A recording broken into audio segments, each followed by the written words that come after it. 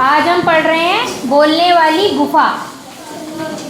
सुंदर वन में एक खूंखार शेर रहता था।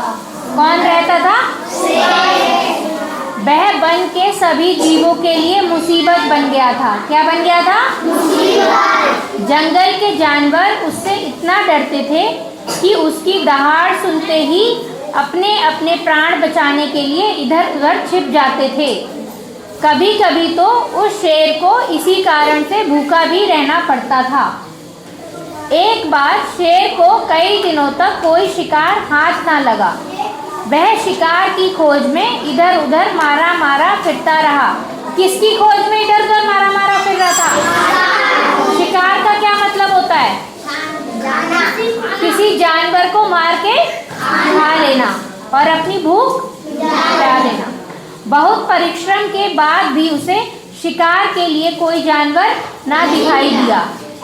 उसे ऐसा लगने लगा कि वह भूख से मर जाएगा। किसे लग रहा था कि वो भूख से मर जाएगा? शेर शिकार की खोज में अपनी गुफा से बहुत दूर निकल गया। अचानक उसने देखा कि सामने एक बड़ी सी गुफा है जिसका द्वार खुला हुआ है। द्वार क्या होता है? दरवाजा। Very good. गुफा देखकर शेर के मन में विचार आया कि जरूर इस गुफा में कोई ना कोई जानवर रहता होगा। इसके भीतर चलकर देखना चाहिए, हो सकता है कि कोई शिकार अंदर बैठा हो। यह सोचकर शेर गुफा के अंदर चला गया, लेकिन इस समय गुफा में कोई ना था। शेर ने सोचा, मुझे इसके भीतर चुपचाप लेटे रहना चाहिए। अंधेरा होने पर गुफा में रहने वाला जानवर अवश्य ही आएगा, तब मैं उसका शिकार करके अपनी भूख मिटा लूंगा। किसने सोचा कि मैं उसका शिकार करके अपनी भूख मिटा लूंगा? कुछ समय बाद अंधेरा होने लगा। रात में सारा जंगल चांदनी में नहाया हुआ था। चंद्रमा के प्रकाश में सब कुछ साफ साफ दिखाई दे रहा था। जिस गुफा में शेर घुसा था वह एक लोमड़ी की थी। किसकी थी? लोमड़ी की। लोमड़ी अन्य जानवरों की अपेक्षा तीव्र बुद्धि की मानी जाती है।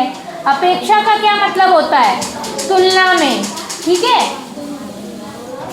रात होने पर लोमड़ी अपनी गुफा की ओर लौट रही थी। वह शीतल चांदनी का आनंद लेते हुए धीरे धीरे चल रही थी। अचानक उसकी दृष्टि धरती पर बने कुछ पद चिन्हों पर पड़ी। पद चिन्ह क्या होते हैं? पैरों के निशान। ठीक है। क्या? पैरों के निशान। ध्यान पूर्वक देखकर उसने जान लिया कि यह पद चिन्ह किसी शेर के हैं। शेर के पद चिन्हों को देखते हुए लोमड़ी धीरे धीरे आगे बढ़ी। ऐसा करने में उसे समय अवश्य लगा, लेकिन उसने यह देख लिया कि शेर के पैरों के निशान उसकी गुफा के भीतर जा रहे हैं। भीतर मतलब अंदर। ठीक है। उसे आभास हो गया कि उसकी गुफा में शेर बैठा है, क्योंकि गुफा में शेर के पंजों के जाने के निशान तो थे, लेकिन बाहर आने के निशान नहीं थे। लोमड़ी ने ठंडे दिमाग से सोचा और शेर के पंजों के निशानों की पुनः बारीकी से छानबीन की, लेकिन शेर के गुफा से बाहर आने के निशान उसे ना मिल सके। उसे विश्वास हो गया कि शेर अभी तक गुफा के अंदर ही है, जो कि अंदर जाते ही उस पर हमला कर देगा। किसे लगा कि वो मेरे ऊपर हमला कर देगा? लोमड़ी को। लोमड़ी को। कौन कर देगा हमला? शेर अंदर है या नहीं, इसको पक्के तौर पर जानने के लिए लोमड़ी ने एक योजना बनाई। क्या बनाई?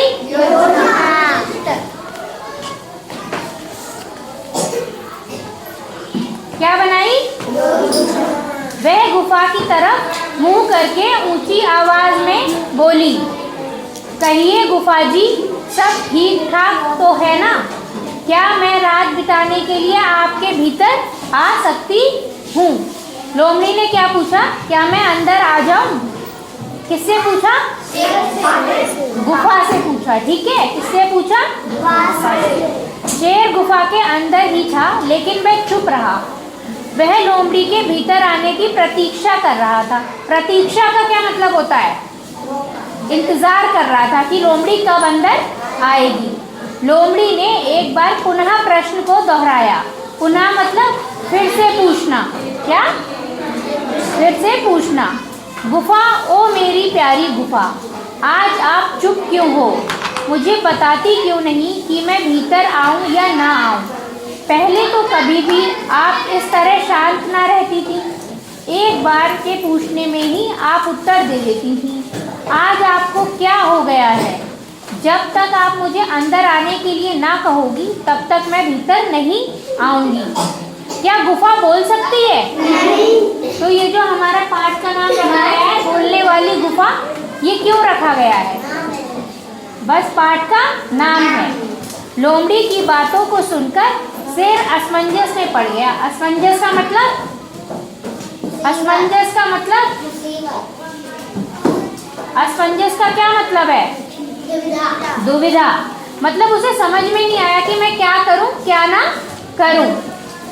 वह यह नहीं सोच पा रहा था कि अब क्या करे। वह चुपचाप अंदर ही बैठा रहा। लोमड़ी ने दोबारा गुफा के दूसरे तरीके से बात करने की सोची।